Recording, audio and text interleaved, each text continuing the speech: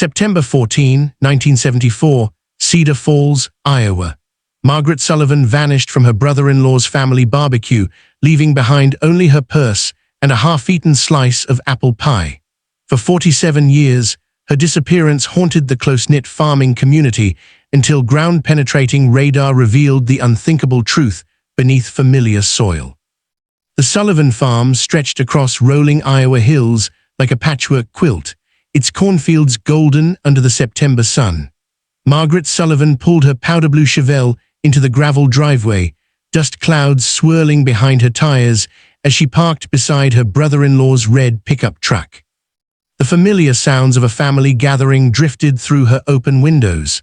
Children's laughter, the sizzle of meat on charcoal, and Johnny Cash's deep voice crooning, "Ring of Fire," from a transistor radio perched on the picnic table. She sat for a moment, engine ticking as it cooled, watching the scene unfold before her. Her nephew Tommy, barely 8 years old, was attempting death-defying jumps with his new Evil Knievel motorcycle, complete with the white leather jumpsuit and helmet. His sister Jenny cheered him on while nursing a bottle of Orange Crush, her pigtails bouncing with each enthusiastic clap. The adults clustered around the barbecue pit, sweating beer bottles of Schlitz and Budweiser, creating rings of condensation on the weathered picnic table. Robert Sullivan stood at the grill, spatula in hand, his thick forearms glistening with perspiration as he flipped hamburgers and turned bratwurst. At 42, he still carried the solid build of a man who worked the land, his salt and pepper hair catching the late afternoon light. When he spotted Margaret through the screen door, something flickered across his face. Was it relief or apprehension? The expression vanished so quickly she wondered if she'd imagined it. Margaret, Helen Sullivan burst through the screen door, wiping flour-dusted hands on her apron. At 38, Helen maintained the wholesome beauty of a farm wife, her auburn hair perfectly curled and her floral dress pressed despite the heat. "You're just in time. Robert's been asking about you all day." Margaret forced a smile, gathering her purse and the covered dish of green bean casserole from the passenger seat. The casserole had been their mother's recipe, and she'd made it every year since taking over family traditions after their parents passed. But today, her hands had trembled as she mixed the ingredients, and she'd nearly forgotten the crispy onions on top. "Sorry I'm late," Margaret said, accepting Helen's warm embrace. "Got held up at the bank." The lie came easily, though it tasted bitter on her tongue. She hadn't been to the bank at all. Instead, she'd spent 2 hours sitting in her apartment, staring at the manila folders spread across her kitchen table. Bank statements, cancelled checks, deposit slips, all painting a picture she desperately wished she'd never discovered. The golden retriever, Rusty, bounded over with his perpetual canine grin, tail whipping back and forth. But instead of greeting Margaret, he immediately trotted toward the old garden shed at the edge of the property, nose to the ground. He'd been doing that a lot lately, according to Helen's letters, digging persistent holes near the weathered structure where Robert stored his farming equipment. "That dog," Helen laughed, following Margaret's gaze. "He's convinced there's buried treasure over there. Robert's filled in that hole at least a dozen times this summer." Margaret watched as Rusty began pouring at the earth with renewed determination, his golden coat catching the dying sunlight. Something cold settled in her stomach, though she couldn't explain why. The smell of charcoal smoke mingled with the sweet aroma of corn on the cob, but underneath lay something else, the earthy scent of disturbed soil and the faintest hint of decay from the compost pile. "Margaret," Robert's voice cut through her thoughts. He approached with deliberate casualness, beer in one hand, the other tucked into his jeans pocket. "Glad you could make it. Helen's been worried you might not show." Their eyes met, and Margaret saw her own knowledge reflected there. He knew that she knew. The pretense they'd maintained through careful phone calls and polite family gatherings had finally crumbled. Standing there in the golden light of a perfect September evening, surrounded by the innocent sounds of family life, Margaret realized she was no longer safe. The transistor radio crackled with static before settling on a commercial for Coca-Cola, the jingle bright and cheerful against the growing tension. Children's voices rose in delighted squeals as Tommy successfully launched his motorcycle over a makeshift ramp of encyclopedia volumes. normal family sounds that would soon be forever altered by the conversation Margaret knew she had to have. She clutched her purse tighter, feeling the weight of the manila folder inside. The sun hung low over the Sullivan farm, casting long shadows across the yard as family members began gathering their children and folding lawn chairs. Margaret had barely touched her plate, pushing potato salad around with her fork while stealing glances at Robert. He moved through the evening with his usual easy charm, ruffling Tommy's hair and complimenting his sister-in-law on the apple pie, but Margaret noticed the tension in his shoulders, the way his laugh came a beat too late. Helen emerged from the kitchen, her arms full of Tupperware containers. "Margaret, honey, you've hardly eaten anything. Are you feeling all right? You've seemed distracted all evening." "Just tired," Margaret replied, though the word felt inadequate. She'd been tired for weeks now, ever since she'd first noticed the discrepancies in the farm's books. As the family's informal accountant, a role she'd assumed after taking business courses at the community college, she'd been helping Robert navigate the increasingly complex world of agricultural loans and government subsidies. What she discovered had kept her awake for countless nights. The screen door slammed behind Uncle Charlie and Aunt Rose as they headed to their Plymouth, calling out goodbyes over the evening chorus of crickets. The sound was as much a part of summer endings as the smell of cooling charcoal and the distant hum of corn combines working late fields. Mrs. Peterson from the neighboring farm waved from her porch, where she always spent evenings in her wooden rocking chair, watching the world wind down. "Walk with me, Margaret." Robert's voice was quiet, but it carried an undertone she'd never heard before. "Need to show you something by the apple tree." Helen looked up from stacking plates. "Don't keep her too long, Robert. She's had a long day." Margaret followed her brother-in-law across the yard, past the swing set where Jenny was pumping her legs, trying to touch the first stars with her sneakers. The old apple tree stood at the edge of the property, its branches heavy with fruit that would soon need harvesting. It had been planted by Robert's grandfather, and its gnarled trunk bore the scars of decades, carved initials, rope marks from childhood swings, and patches where bark had healed over old wounds. Rusty trotted along beside them, then abruptly veered toward the garden shed, tail wagging as he resumed his eternal excavation project. The sound of his claws scraping against earth seemed unnaturally loud in the evening quiet. "About those papers you mentioned on the phone," Robert said when they reached the tree. His voice carried differently here, away from the family gathering, harder, more desperate. Margaret pulled the manila folder from her purse, her hands steadier now that the moment had finally arrived. $23,000, Robert. That's how much you've diverted from the farm accounts over the past 18 months. The accusations hung between them like smoke. Robert's face cycled through expressions, denial, anger, and finally, a kind of defeated exhaustion. The transistor radio's music drifted across the yard, some forgotten ballad about lost love and second chances. "You don't understand the pressure," he said finally. "The bank breathing down our necks, crops failing 2 seasons running. Helen doesn't know how close we came to losing everything." "So you stole from your own family?" Margaret's voice rose higher than she'd intended. "From the children's college funds, from your parents' memorial account." "I was going to pay it back." The words came out rushed, desperate. "The harvest is good this year. I just needed time." Margaret gestured with the folder, papers rustling in the evening breeze. "You forged my signature on 3 separate loans, used my name as collateral without my knowledge. Do you understand what that means? If this comes out, I'm liable for money I never borrowed." A screen door slammed somewhere in the distance, followed by a mother calling her children home. Normal sounds of a normal evening, while Margaret's world tilted on its axis. She could see Helen through the kitchen window, washing dishes and humming, completely unaware that her husband had built their recent stability on a foundation of theft and lies. "What do you want?" Robert's question came out flat, resigned. "I want you to go to the bank tomorrow morning. Tell them everything. Make arrangements to pay back every penny, even if it means selling equipment or mortgaging the house again." Margaret's voice shook with conviction. "And I want you to tell Helen she deserves to know the truth." Robert's laugh was bitter, almost ugly. "That would destroy her, destroy the kids. You think Helen can handle knowing her husband's a thief, that everything we've built is built on lies. The alternative is me going to Sheriff Bradley on Monday morning. Margaret clutched the folder tighter. I won't let you drag me down with your choices, Robert. I won't let you use my name and my reputation to cover your mistakes. The evening shadows had deepened, and the first bats were beginning their nightly hunt, dark shapes flickering against the purple sky.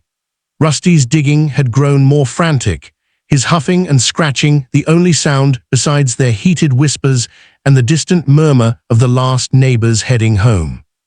Robert stepped closer, and for the first time in 20 years of knowing him, Margaret felt afraid. There was something in his eyes she'd never seen before, a cornered desperation that made her take an involuntary step backward. You always were the responsible one, he said, his voice carrying a strange, almost nostalgic tone. Even as kids, you and Helen, you always did the right thing. But sometimes, Margaret, sometimes the right thing isn't the smart thing. The cicadas had begun their evening song, their rhythmic buzzing seeming to pulse with Margaret's heartbeat.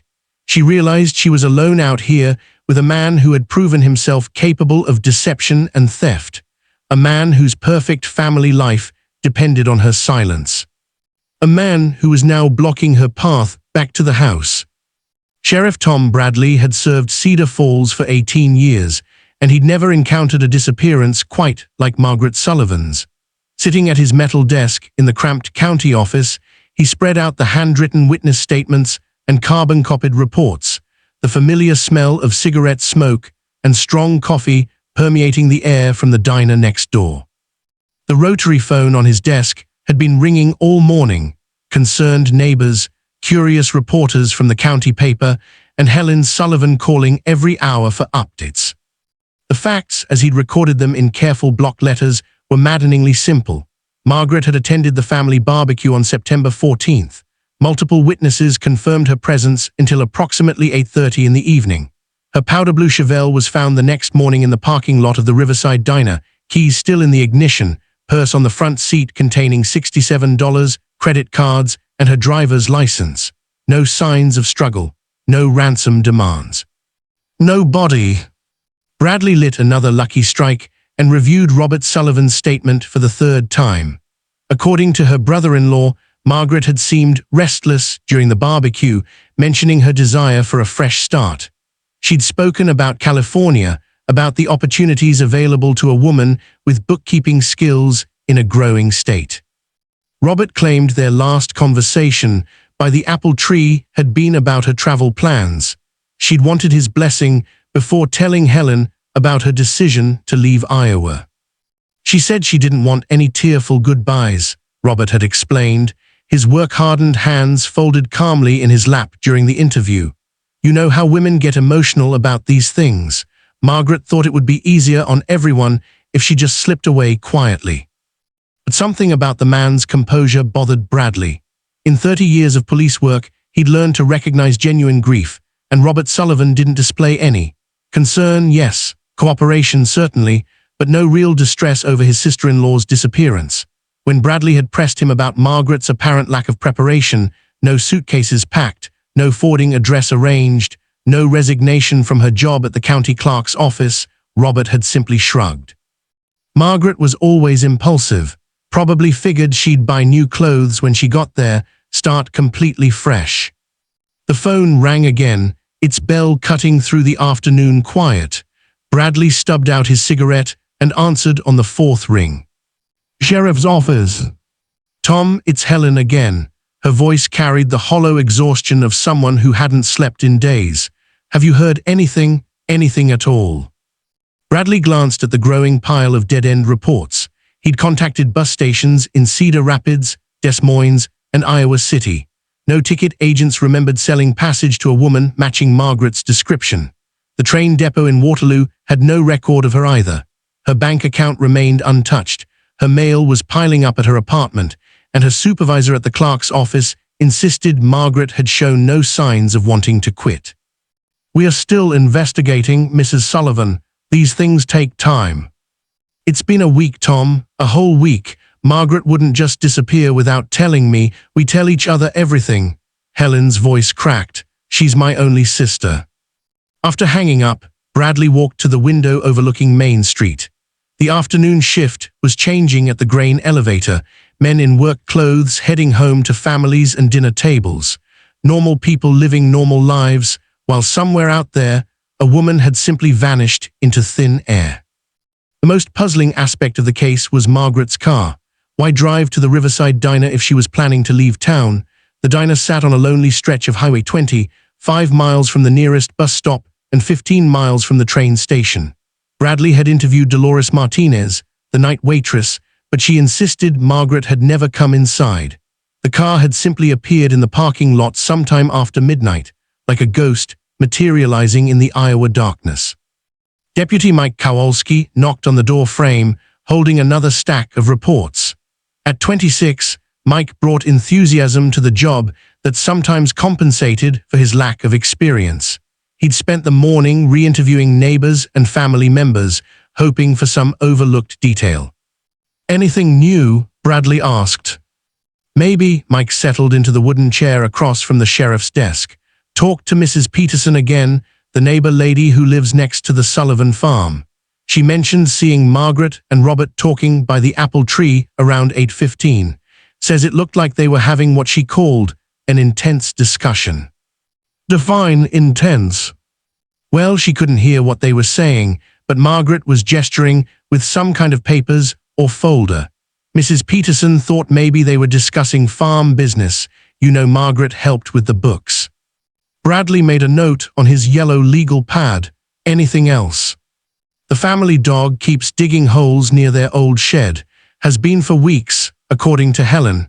Robert keeps filling them in, but the dog just digs them again the next day." "Dogs dig, Mike. It's what they do." But even as he said it, Bradley felt a small itch of unease. In his experience, animals sometimes sensed things humans missed. He made another note to take a closer look at the Sullivan property, though he wasn't sure what he expected to find. The investigation continued for 3 more weeks, consuming countless hours and department resources. Bradley interviewed Margaret's co-workers, her few friends, even tracked down her ex-boyfriend who'd moved to Chicago 2 years earlier. Every lead dissolved into dead ends.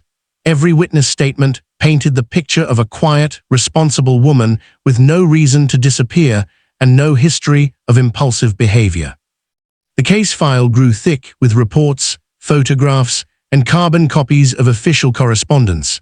Bradley contacted police departments across the Midwest, filed missing person reports with state authorities, even reached out to investigators in California on the slim chance Margaret had made it that far. Nothing. As autumn deepened into winter, the calls from Helen became less frequent. The newspaper stopped running Margaret's photograph. Life in Cedar Falls gradually returned to normal, though the diner's parking lot remained a source of local speculation and ghost stories. Bradley kept the file active, but he knew the truth that no one wanted to acknowledge. Without new evidence or witnesses, Margaret Sullivan's disappearance would join the ranks of unsolved cases that haunted small-town police departments across America. The manila folder containing her life would gather dust in a basement archive, waiting for a miracle that might never come. The last entry in his handwritten log was dated December 15, 1974. No new leads. The case remains open pending further evidence. Tom Bradley retired in 1989, but he never forgot the woman who'd vanished from a diner parking lot on a September night. Sometimes, driving past the Sullivan farm, he'd notice the dog's persistent excavation project near the old shed and wonder what secrets lay buried in the Iowa soil. The years rolled over Cedar Falls like seasons, each one settling a little deeper into the collective memory until Margaret Sullivan's disappearance became part of the town's folklore. By 1980, new families had moved into the subdivision near the grain elevator, children who'd never known the quiet woman who'd helped their neighbors with tax preparations and bookkeeping. The Riverside Diner changed ownership twice, each new proprietor eventually learning the story of the abandoned Chevelle and adding their own embellishments to the tale told to late-night coffee drinkers and traveling salesmen. Robert Sullivan had weathered the initial storm of suspicion and speculation with the steady resolve of a man who worked the land. The farm prospered through the 80s, benefiting from his shrewd investments in newer equipment and his decision to diversify into soybeans when corn prices fluctuated. By 1985, he'd added 200 acres to the original homestead and built a modern machine shed to replace the old weathered structure where Rusty had once dug his persistent holes. The golden retriever had lived to the respectable age of 14, never abandoning his obsession with that particular patch of earth. Even in his final years, when arthritis had slowed his gait and clouded his eyes, Rusty would make his careful way to the garden area and paw weakly at the ground. Helen always attributed it to some primal canine instinct, perhaps the lingering scent of a long-dead rabbit or raccoon. When Rusty finally passed in 1988, Robert buried him in the pet cemetery beside the barn, far from his favorite digging spot. Helen had grown into her role as a farmer's wife with grace, managing the household accounts and serving as secretary for the church women's auxiliary. She'd learned to deflect questions about her missing sister with practiced ease, repeating the family narrative that Margaret had needed a fresh start and had probably settled somewhere warm where nobody knew her past. The story became so rehearsed that Helen almost believed it herself, though she still kept Margaret's bedroom exactly as it had been, dusting the furniture weekly and changing the sheets monthly for a sister who would never return. Their children, Tommy and Jenny, grew up with the shadow of their missing aunt as background music to their lives. Tommy graduated from Cedar Falls High in 1984 and took over increasing responsibilities on the farm, his childhood fascination with Evel Knievel evolving into a passion for restoring classic tractors and farm equipment. Jenny became a nurse, marrying her high school sweetheart and moving to Cedar Rapids, where she could help people heal while maintaining enough distance from the family farm's unspoken secrets. The Riverside Diner had become something of a pilgrimage site for amateur detectives and true crime enthusiasts who occasionally passed through town. The current owner, Big Jim Patterson, had installed a small plaque near Booth 7, in memory of Margaret Sullivan, whose disappearance in 1974 remains one of Iowa's unsolved mysteries. The booth's red vinyl seats had been reupholstered twice, but Jim maintained they were the same ones where Margaret might have sat if she'd actually entered the diner that night. Regular customers gathered there on slow afternoons, nursing endless cups of coffee and sharing theories about what had really happened to the quiet bookkeeper. Some believed she'd been picked up by a traveling salesman with dark intentions. Others insisted she'd discovered something about local corruption and had been silenced by powerful interests. A few romantic souls maintained she'd fallen in love with a mysterious stranger and was living happily under an assumed name in some distant city. But the most persistent theory, whispered in corners and never spoken aloud when Helen Sullivan might overhear, concerned Robert himself. There were those who remembered his nervous behavior during the initial investigation, his too quick explanations and his family's unified front. They noted how quickly he'd paid off the farm's debts after Margaret's disappearance, how he'd avoided social gatherings for months afterward, and how he'd demolished the old garden shed with unseemly haste. Mrs. Peterson, now in her 80s and still maintaining her evening vigil on the front porch, had become the unofficial keeper of these suspicions. She developed a habit of mentioning, to anyone who'd listen, how she'd seen Margaret and Robert arguing by the apple tree that final evening, how Margaret had been waving papers and appeared agitated, how the conversation had seemed far more heated than a simple discussion of travel plans should warrant. "That dog knew something," she'd say, rocking slowly in her wooden chair while fireflies danced in the evening air. "Animals sense things we miss. Rusty was trying to tell us something all those years, but nobody listened." Robert had aged well, his hair now completely silver, but his frame still solid from decades of physical labor. He'd served on the county commission, coached youth baseball, and donated generously to the volunteer fire department.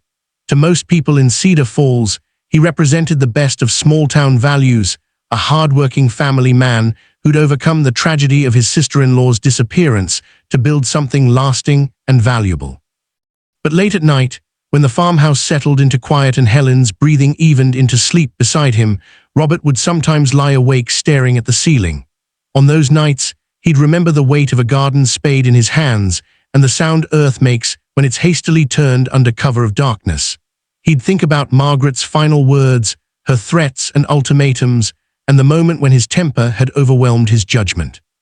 The new machine shed stood on ground that had once been Margaret's grave, its concrete foundation poured deep and solid over secrets that only he and one other living soul would ever know. Every morning when he walked to the barn for chores, Robert's boots crossed the spot where his sister-in-law had lain hidden for 6 years before he'd had to relocate her remains during the building project. The second burial had been more difficult, requiring careful planning and the kind of grim determination that had sustained him through 47 years of silence. Sometimes, when grandchildren visited and played in the yard where Margaret had once attended family barbecues, Robert wondered if the weight of his secret was visible to others. But the years had taught him that people see what they expect to see, and Cedar Falls expected to see a successful farmer who'd weathered life's tragedies with dignity and grace. The manila folder that had started everything was long gone, its contents scattered to the wind or perhaps buried with other evidence in places known only to Robert. The bank records Margaret had discovered had been carefully altered or destroyed, the trail of financial irregularities covered by legitimate success and the passage of time. Only the land remembered, holding its secrets in silence, while corn grew tall above them each summer and snow covered them each winter, year after year after year. Detective Sarah Chen had always been drawn to cold cases the way some people were drawn to crossword puzzles. The satisfaction of fitting scattered pieces together into a complete picture appealed to her methodical mind. At 34, she'd built a reputation within the Iowa Department of Criminal Investigation for her patient approach to seemingly impossible cases, using new technologies to breathe life into investigations that had long been considered dead ends. The Margaret Sullivan file had landed on her desk in March 2021, part of a state initiative to review unsolved disappearances using modern investigative tools. The original manila folder, now brown with age and secured with rubber bands, contained 47 years of accumulated reports, witness statements, and dead-end leads. Tom Bradley's careful handwriting filled dozens of pages, documenting an investigation that had consumed months of his career before ultimately yielding nothing. Chen spread the contents across her desk in her Des Moines office, the fluorescent lighting harsh against the faded carbon copies and yellowed newspaper clippings. Margaret's photograph, a formal portrait from 1973, showed a serious-faced woman with kind eyes and carefully styled hair. The kind of person who balanced checkbooks and remembered birthdays, who lived a quiet life that should have ended naturally decades in the future rather than vanishing without explanation on a September evening. What struck Chen most forcefully was the absence of any evidence suggesting Margaret had planned to leave. Her apartment lease ran through the end of 1974. She'd made a dentist appointment for the following week. Her car registration was current, and she'd recently renewed her library card. These were not the actions of someone preparing to abandon her life, despite her family's insistence that she'd spoken of seeking fresh opportunities in California.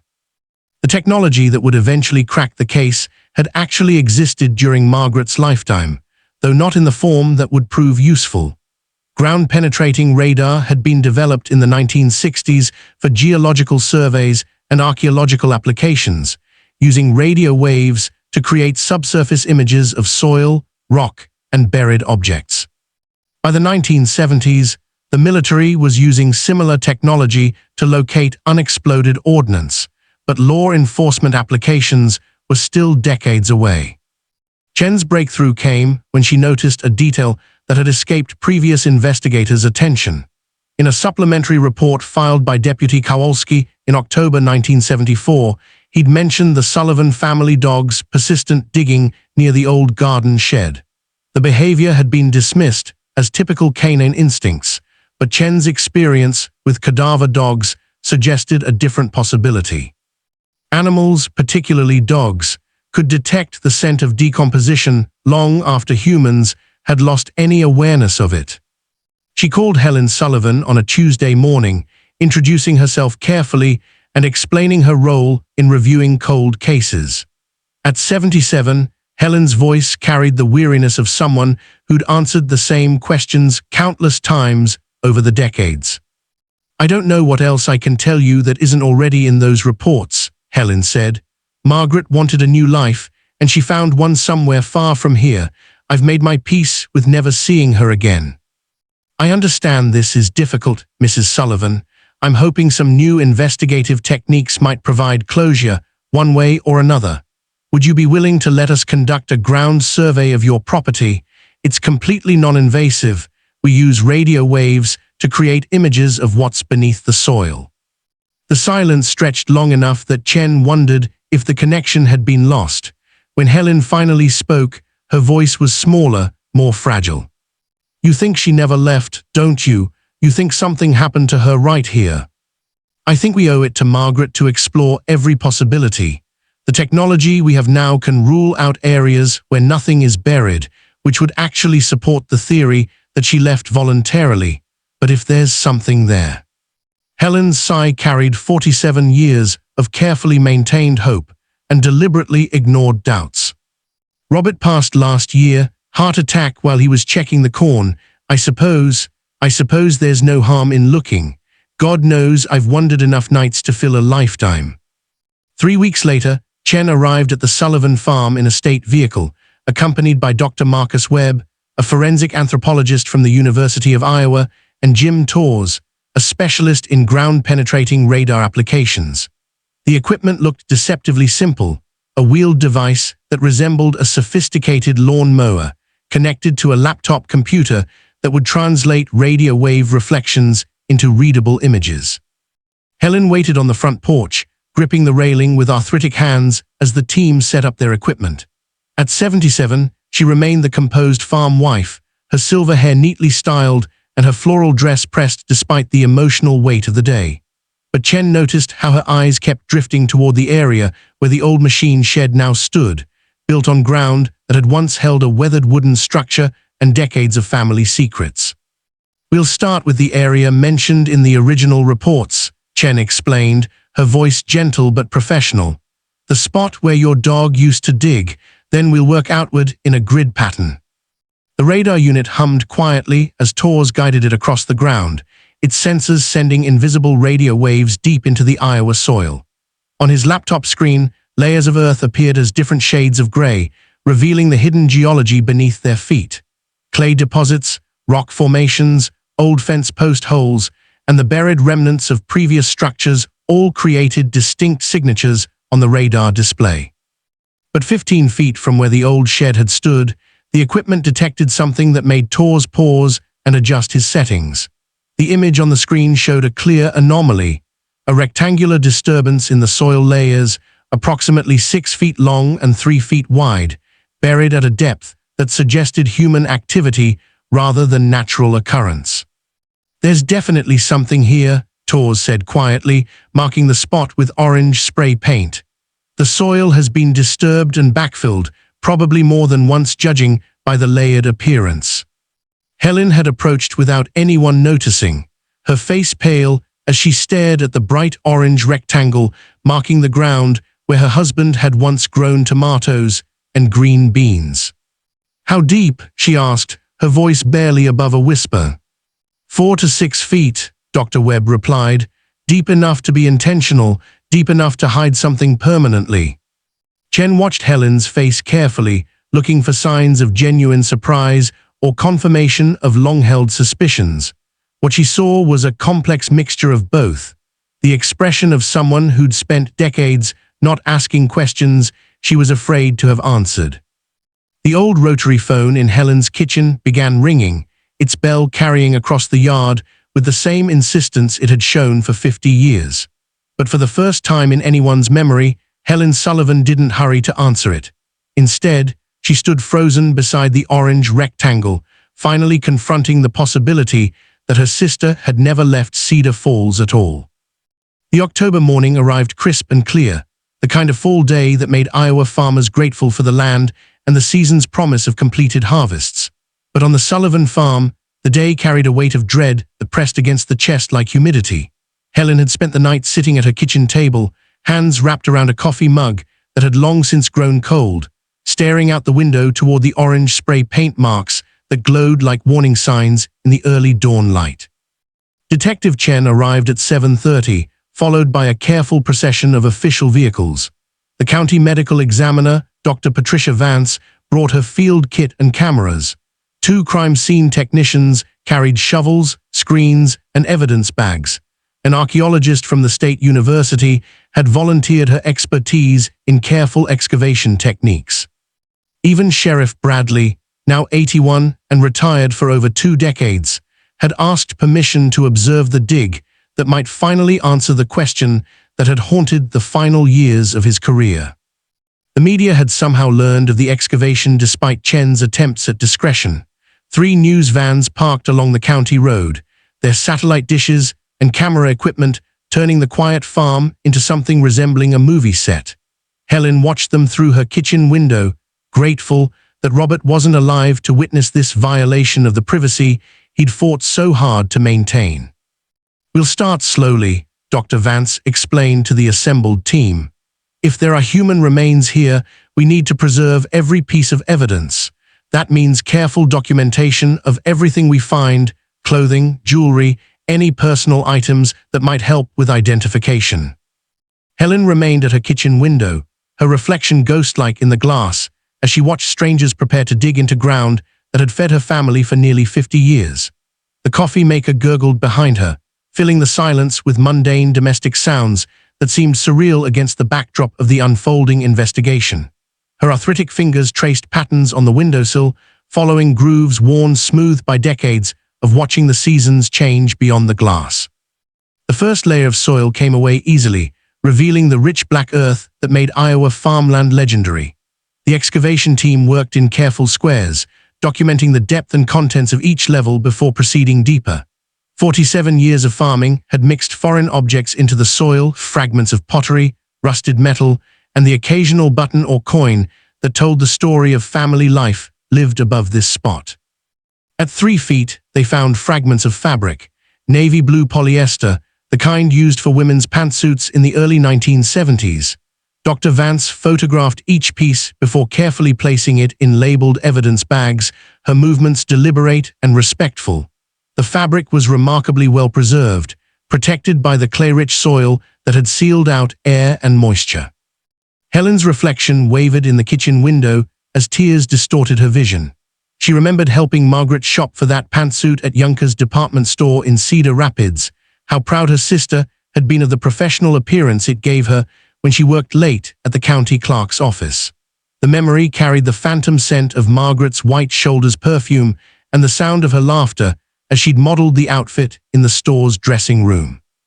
At 4 feet, they discovered jewelry, a class ring from Cedar Falls High School, its ruby stone still catching the morning light despite decades underground. A delicate gold watch that had stopped at 9:17, its face cracked but still readable. A pair of pearl earrings that had belonged to their mother, passed down to Margaret as the older daughter and worn only on special occasions. "The ring confirms identification," Dr. Vance announced quietly. "Margaret Sullivan, class of 1955. The inscription is still legible." Sheriff Bradley stood at the edge of the excavation site, his weathered hands clasped behind his back, watching the careful exhumation of evidence he'd searched for unsuccessfully 5 decades earlier. At 81, his eyes still held the sharp intelligence that had made him a respected lawman, but they also carried the weight of cases that had outlived his career. He'd known this day would come eventually. In law enforcement, the truth had a way of surfacing no matter how deep it was buried. The work continued through the morning, each layer revealing more fragments of a life cut short. Pieces of leather handbag, its contents long since deteriorated, but its metal clasp still intact.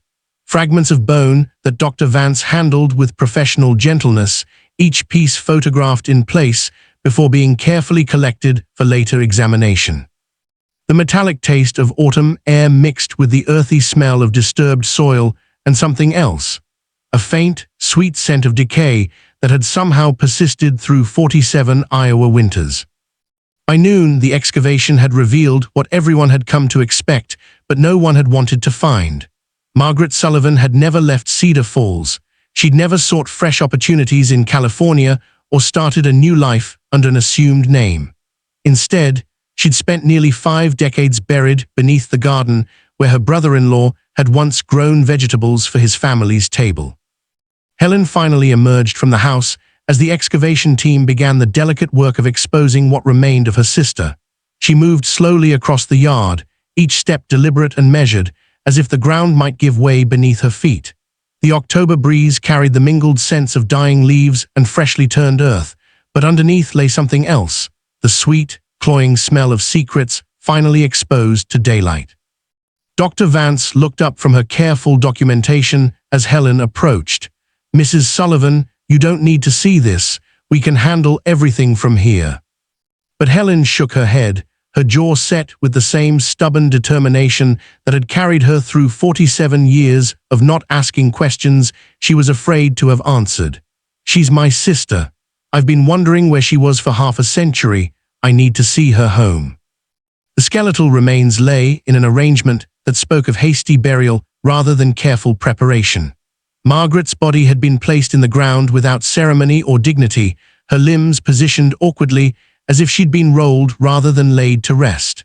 The polyester pantsuit had protected some of the bones from direct soil contact, creating pockets of preservation that told the story of her final moments. Dr. Vance's trained eye immediately identified trauma to the skull, a depressed fracture at the back that suggested a single, powerful blow from a heavy object. The kind of injury that could result from being struck with a farming tool, perhaps during an argument that had escalated beyond anyone's intention or control. The bone showed no signs of healing, confirming that this had been the fatal injury. "Can you tell how long she's been here?" Chen asked, though she already suspected the answer. "Based on the degree of decomposition and the condition of the clothing, I'd estimate she was buried shortly after her disappearance in 1974. But there's something else." Dr. Vance pointed to evidence of soil disturbance around the remains. This body was moved at least once after the initial burial. The soil layers show clear evidence of re-excavation and reburial. Helen's knees buckled slightly, and Sheriff Bradley moved to steady her with a gentle hand on her elbow. The implications of the medical examiner's findings hung in the October air like smoke. Someone had not only killed Margaret and buried her in the garden, but had later returned to move her remains when circumstances required it.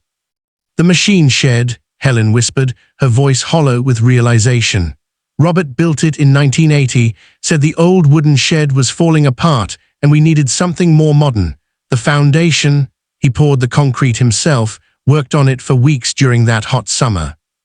Chen made careful notes as the pieces fell into place. Robert had initially buried Margaret near the old shed, but when he decided to replace the structure 6 years later, he'd been forced to relocate her remains to avoid discovery during construction. The second burial site, marked by decades of a dog's persistent digging, had been her final resting place. The excavation continued through the afternoon, revealing the full extent of what had been hidden beneath the Sullivan family's garden. In addition to Margaret's remains, they found fragments of the manila folder she'd been carrying that final evening, pieces of bank statements and loan documents that had somehow survived the decades underground. The papers were too deteriorated to read, but their presence confirmed that Margaret's final confrontation with Robert had indeed concerned financial improprieties. As the sun began its descent toward the western horizon, casting long shadows across the farm, Helen sat heavily on the porch steps where she'd watched her children play and her grandchildren learn to walk. The weight of 47 years of willful blindness pressed down on her shoulders like a physical burden. She'd known, on some level she'd never admitted to herself, that Margaret hadn't left voluntarily. The signs had been there: Robert's nervous behavior, his sudden financial stability, his insistence on demolishing the old shed.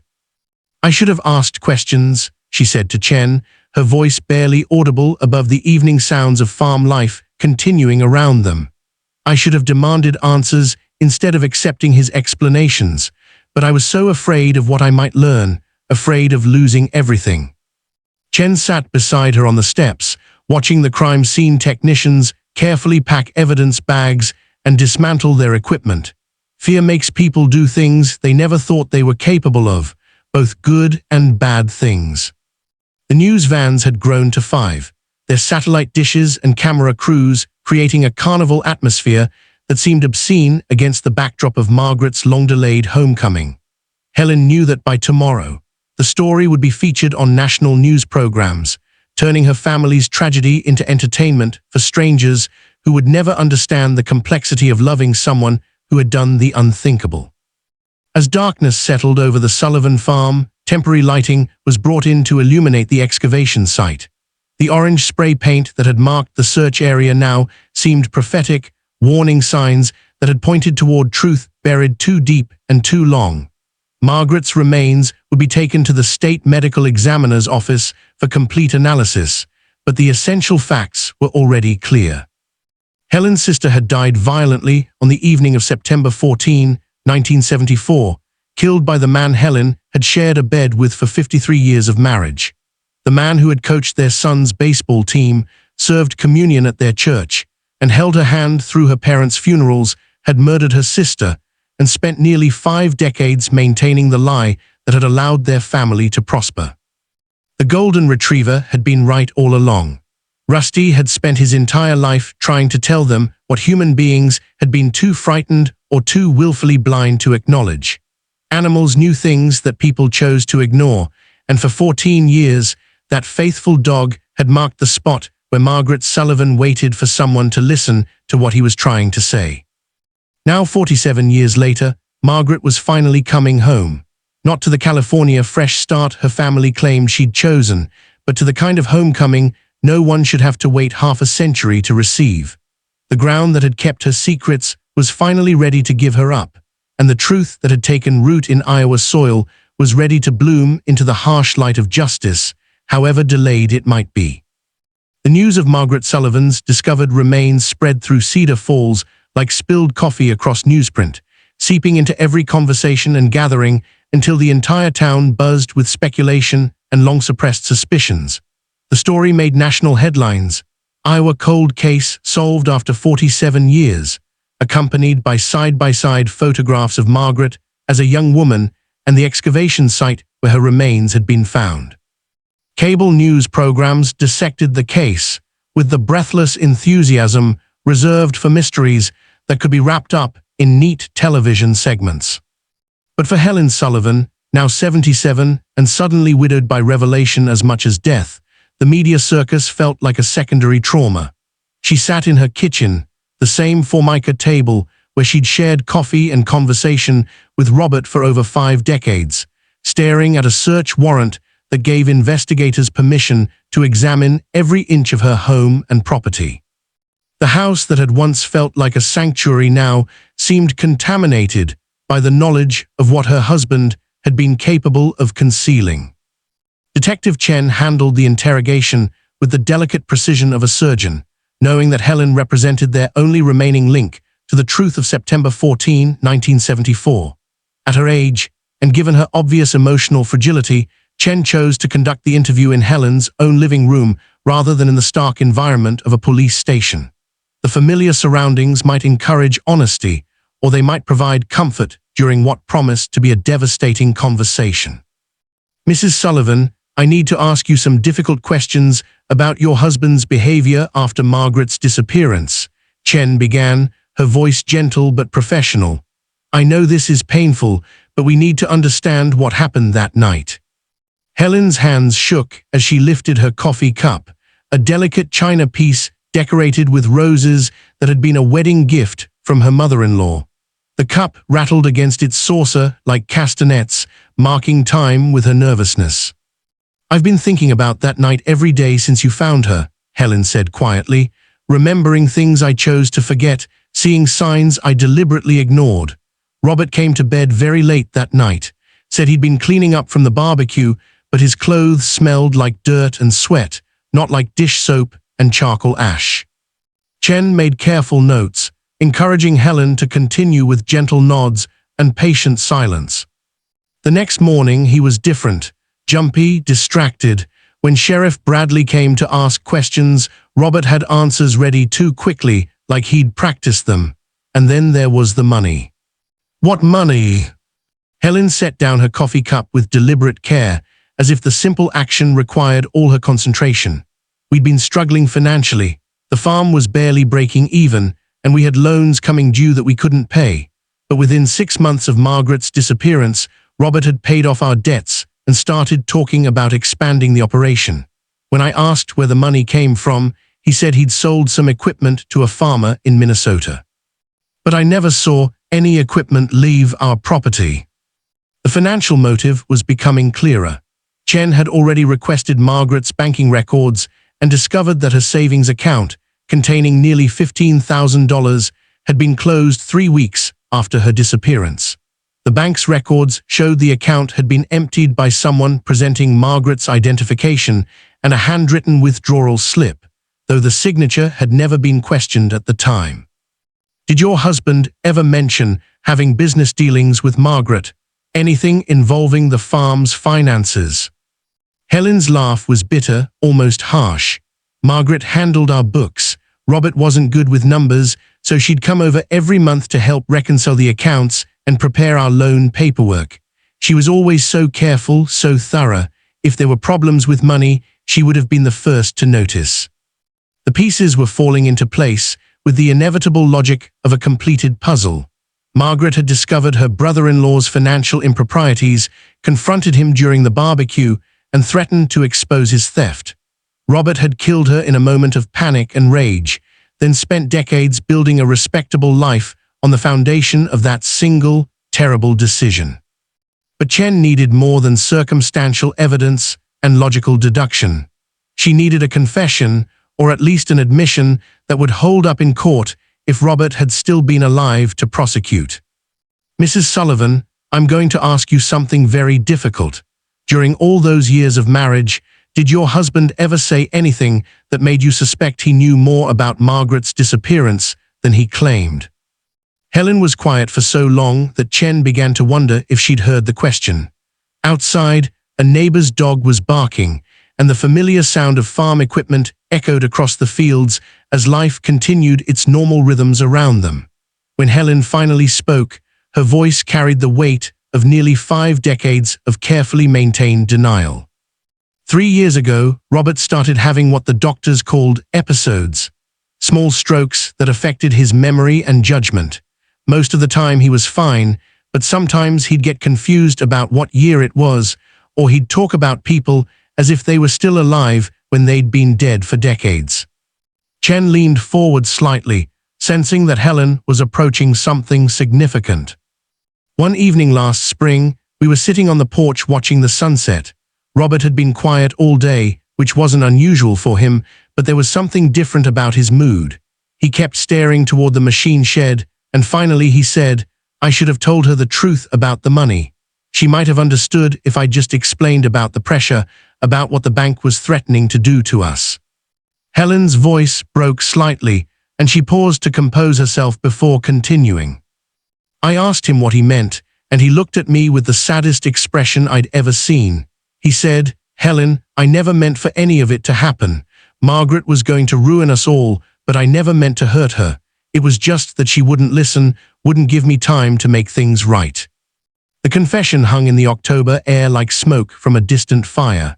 Chen felt the familiar mixture of satisfaction and sadness that came with solving a case that had destroyed so many lives.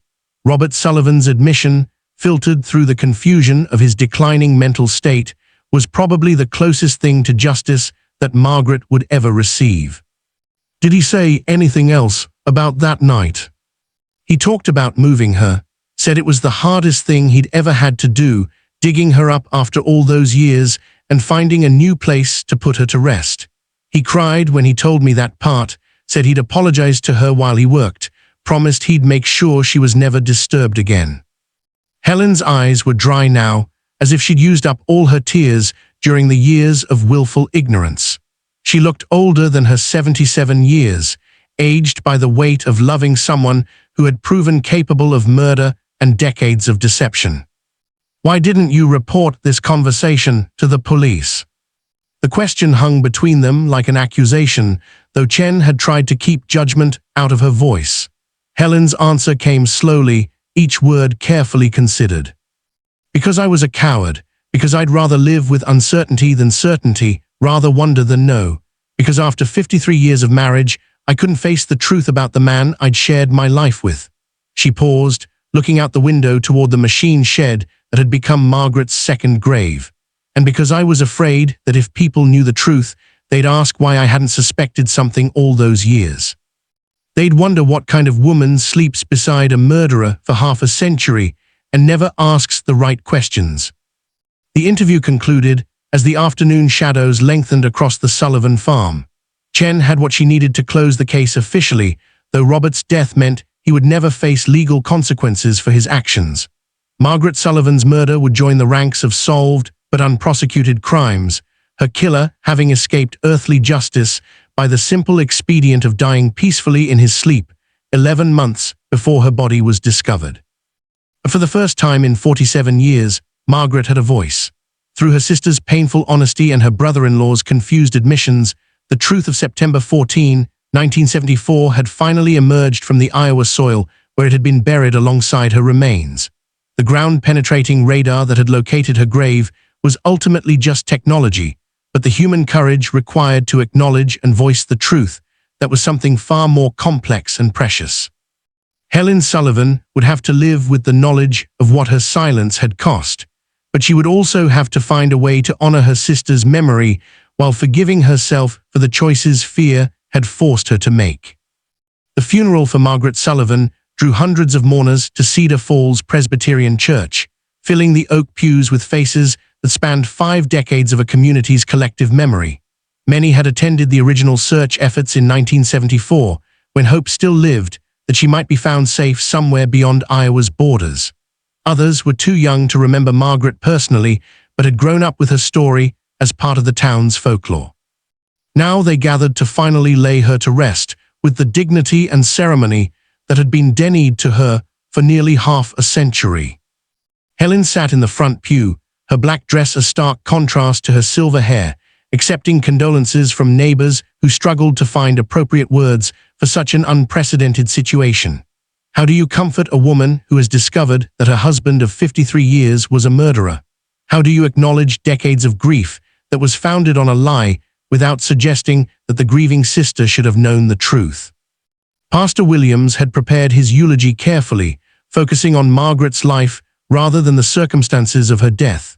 He spoke of her quiet generosity, her skill with numbers that had helped countless farm families navigate tax seasons and loan applications, her devotion to her church and community. But underlying his words was the unspoken truth that everyone in the congregation carried. Margaret Sullivan had died because she had tried to do the right thing, and her reward had been a shallow grave in her brother-in-law's garden. Detective Chen sat near the back of the church, observing the community's response to the case's resolution. She had seen this before, the complex mixture of satisfaction and sorrow that came when long-buried secrets finally surfaced. Cedar Falls would eventually heal from this revelation, but the scars would remain visible for generations. Children would grow up knowing that even in small Iowa farming communities, trust could be betrayed and families could harbor terrible secrets. After the service, the funeral procession wound through downtown Cedar Falls, past the Riverside Diner where Margaret's abandoned car had been found, past the county courthouse where she had worked, past the grain elevator where Robert had conducted the business that led to his financial desperation. The entire town seemed to pause in recognition of the moment, farmers removing their caps and storekeepers stepping onto sidewalks to watch Margaret's final journey to Cedar Falls Cemetery. Helen had chosen a plot in the older section of the cemetery, beneath a mature oak tree that would provide shade and shelter. The headstone was simple granite, engraved with Margaret's name, birth and death dates, and a single line, "Beloved sister, finally home."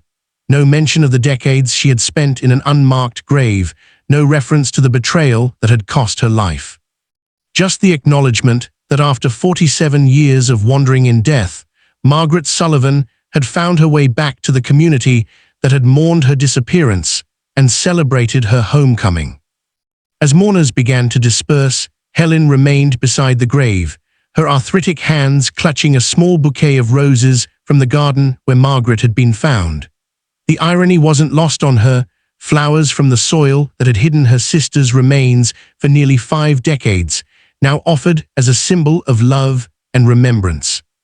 "I'm sorry," she whispered to the fresh earth that covered Margaret's coffin. "I'm sorry I didn't ask the questions I should have asked. I'm sorry I chose my comfortable lies over your uncomfortable truth. I'm sorry it took 47 years for you to come home." Detective Chen approached quietly, not wanting to intrude on Helen's private moment of grief and reconciliation. "The medical examiner's final report confirms what we suspected," Chen said gently. "Margaret died from blunt force trauma to the head, consistent with being struck by a heavy farming implement. The blow would have been fatal, but it might not have been intended as such. Your husband may have lashed out in anger without meaning to kill her." Helen nodded slowly, though she wasn't sure if that possibility made Robert's actions more forgivable or more tragic. A moment of uncontrolled rage had cost Margaret her life and had trapped Robert in a lie that shaped the remainder of his days. "Will there be charges?" Helen asked, though she already knew the answer. Robert's death closed that possibility, but the case is officially solved. Margaret's death certificate will be amended to reflect homicide rather than disappearance. That might provide some comfort to those who loved her. The October afternoon was growing cool, and most of the mourners had returned to their cars and their lives. Helen remained beside Margaret's grave, processing the weight of revelations that had transformed her understanding of her own life. For 53 years, she had shared her bed with a man who had killed her sister and hidden that fact with the patience and skill of a professional deceiver. Every anniversary, every birthday, every quiet Sunday morning, she had been living with a murderer who had grown old and grey beside her, taking his secret to the grave. But Margaret's story held a deeper truth about the choices people make when confronted with moral complexity. Robert had chosen theft over honesty, violence over accountability, and deception over confession. Margaret had chosen confrontation over silence, truth over family harmony. Helen had chosen willful blindness over painful knowledge. Each choice had carried consequences that rippled through decades, affecting not just the people who made them, but entire communities that had to live with their aftermath. The golden retriever had been the most honest participant in the entire tragedy. For 14 years, Rusty had marked the spot where Margaret lay buried, trying in his simple canine way to tell the humans around him what they needed to know. But humans, unlike dogs, could choose what to see and what to ignore, what questions to ask, and what truths to avoid. As Helen finally walked away from Margaret's grave, she carried with her the weight of understanding that would shadow her remaining years. She would have to reconcile her memories of Robert as a loving husband and father with the knowledge of what he had done to her sister. She would have to find ways to honor Margaret's memory while forgiving herself for the years of silence that had kept the truth buried. The community of Cedar Falls would also have to process this revelation, examining their own capacity for both blindness and insight.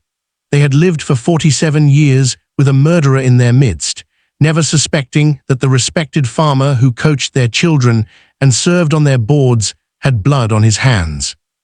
But perhaps the deepest lesson of Margaret Sullivan's story was about the courage required to speak truth to power, even when that power resided within one's own family. Margaret had discovered her brother-in-law's theft and had chosen to confront him rather than remain silent.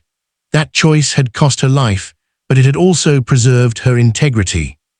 She had died trying to do the right thing, and 47 years later, that choice had finally been vindicated by the patient work of modern investigation and the persistence of one detective who refused to let the past remain buried. In the end, Margaret Sullivan had come home not just to Cedar Falls, but to the truth that had been denied to her for nearly half a century.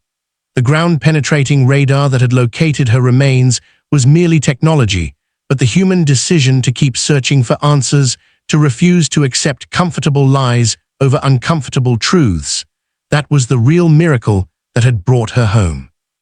The October sun was setting over the Iowa farmland as Detective Chen drove away from Cedar Falls, leaving behind a community forever changed by the resurrection of one woman's story and the weight of secrets that could no longer be contained by soil and silence. 2 years after Margaret Sullivan's remains were discovered beneath the family garden, Helen sold the farm to a young couple from Des Moines who planned to restore the old farmhouse and work the land organically.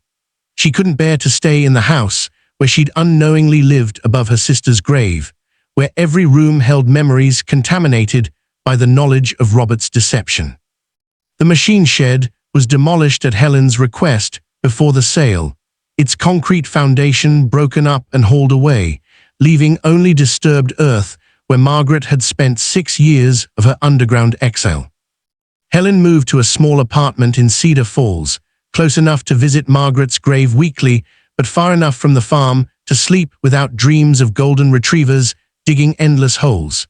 She kept a framed photograph of Margaret on her kitchen table, not the formal portrait from 1973 that had appeared in all the newspapers, but a candid shot from a family picnic in 1971. In it, Margaret was laughing at something one of the children had said, her face bright with the kind of joy that comes from being surrounded by people you trust completely. The irony of that trust was not lost on Helen. Margaret had died because she had trusted her family enough to confront Robert privately rather than going directly to the authorities. She had given him the chance to make things right, believing that family loyalty and personal honor would compel him to confess his theft and make restitution. Instead, that trust had cost her everything. Detective Chen had stayed in touch with Helen, calling occasionally to check on her emotional well-being and to provide updates on the case's administrative closure. During one of these conversations, Helen had asked a question that revealed the depth of her ongoing struggle with guilt and responsibility. "Do you think I really didn't know?" she had asked. "Deep down, in the part of yourself that you try not to listen to, do you think I suspected what Robert had done and chose to ignore it?" Chen had considered the question carefully before responding. "I think you knew something was wrong, but not necessarily what. I think you made the choice that most people make when faced with information that could destroy everything they value. You chose not to look too closely at the evidence." That conversation had taken place on a winter evening, snow falling outside Helen's apartment window as she sat in her favorite chair, the one piece of furniture she'd brought from the farmhouse. It was the chair where she'd sat countless evenings, knitting while Robert watched television, both of them maintaining the comfortable routines of a long marriage built on shared silence about the things that mattered most. The national media attention had eventually faded, as it always did when new tragedies demanded public attention. Margaret's story became part of the true crime podcast circuit, her case analyzed and discussed by amateur detectives who had never walked Iowa farmland or understood the complex loyalties that bound small communities together. But locally, her impact proved more lasting.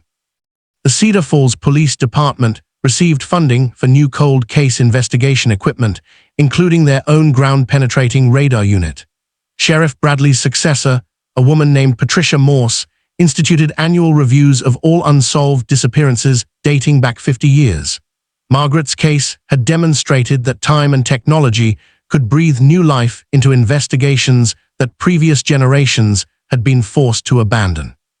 More importantly, Margaret's story had sparked conversations throughout the community about the difference between loyalty and enablement, between family privacy and willful blindness. The local Methodist Church began offering support groups for families dealing with domestic violence and financial abuse. The high school added curriculum about ethical decision-making and the courage required to speak truth to power. Mrs. Peterson, now 84 and still maintaining her evening vigil on the front porch, had become something of a local celebrity. The neighbor who had witnessed Margaret's final argument was now sought out by reporters and true crime enthusiasts who wanted to hear her account of that September evening. But she insisted that the real hero of the story wasn't her observation skills or Detective Chen's investigative persistence. "That dog knew," she would say, rocking slowly in her wooden chair. Rusty spent 14 years trying to tell us what we needed to know. We just weren't smart enough to listen to him. The new owners of the Sullivan farm had planted a memorial garden where the old machine shed had stood, choosing flowers that bloomed throughout the growing season. Daffodils for spring hope, roses for summer beauty, chrysanthemums for autumn remembrance. They had found Margaret's story moving rather than disturbing, and they felt honored to restore life and growth to ground that had held such sadness for so long.